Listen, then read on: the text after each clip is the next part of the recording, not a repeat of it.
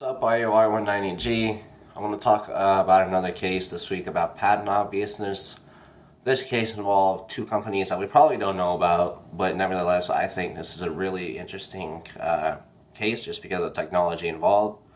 So the case I picked is Patent Web Technologies versus InfoUSA. So basically, InfoUSA, or Perfect Web Technology, owned a patent for a mass email distribution, technology.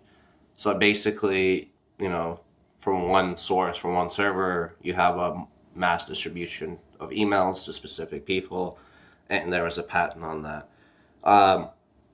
The case again ended up in the federal appeals court, which is something we see with other cases involved, where the judges reaffirmed the obviousness of the patent. Basically, the lower courts agreed that this patent was obvious, that it would be, somebody under market pressure would come up with this, therefore it should not be patentable.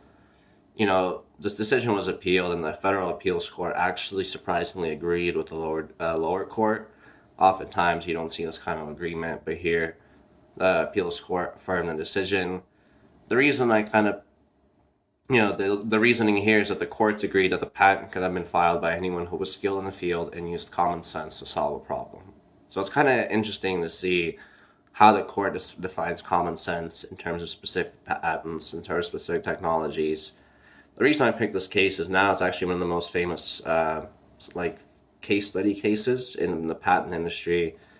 It's used a lot, in a lot of citations for other cases. So, it's a really big precedent, despite not us not knowing about it, and despite these kind of being little companies.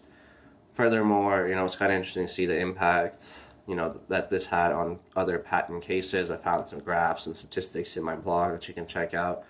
But it's going to be interesting to see how this kind of case and other cases that I've talked about in patent obviousness are going to impact the patent industry, how they're going to change it, reshape it.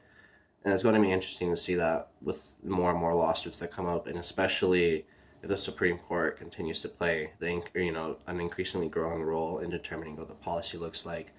It's going to be interesting to see how patent obviousness is going to be defined in the future.